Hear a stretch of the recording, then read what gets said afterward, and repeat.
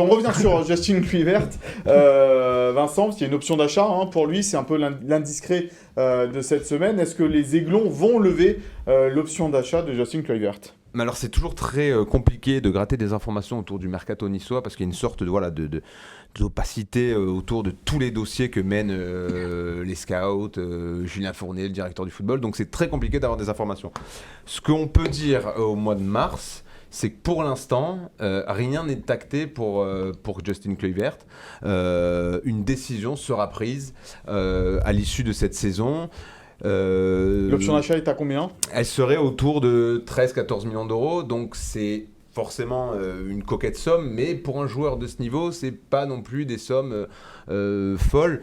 Mais et rappelons que Calvin Stanks, par exemple, a été acheté 20 millions d'euros et qu'il en fait moins pour l'instant. Absolument, mais le salaire de Justin Kluivert est quand même assez... 350 000 Voilà, c'est autour de 350 000, donc c'est un salaire énorme. Et à ce prix-là, faut que Justin Kluivert vise 10 passes D, 10 buts en Ligue 1, mais c'est le minimum.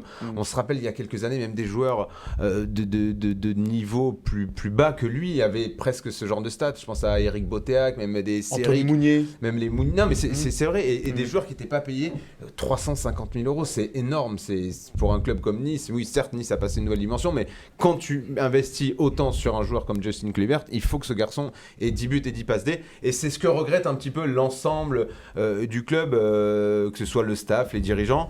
L'autre info qu'on peut vous donner cette semaine, c'est que par contre, il y a une vraie réflexion autour de l'avenir de Marcin Bulka, qui lui a fait ses preuves lors de tous les tours de Coupe de France. Le gardien numéro 2 de l'OGC Nice. Le gardien numéro 2 de l'OGC Nice. Et voilà, au mois de mars, on peut dire que c'est plutôt bien parti pour Marcin Bulka, parce que là, en l'occurrence, il y a une vraie réflexion autour de son cas.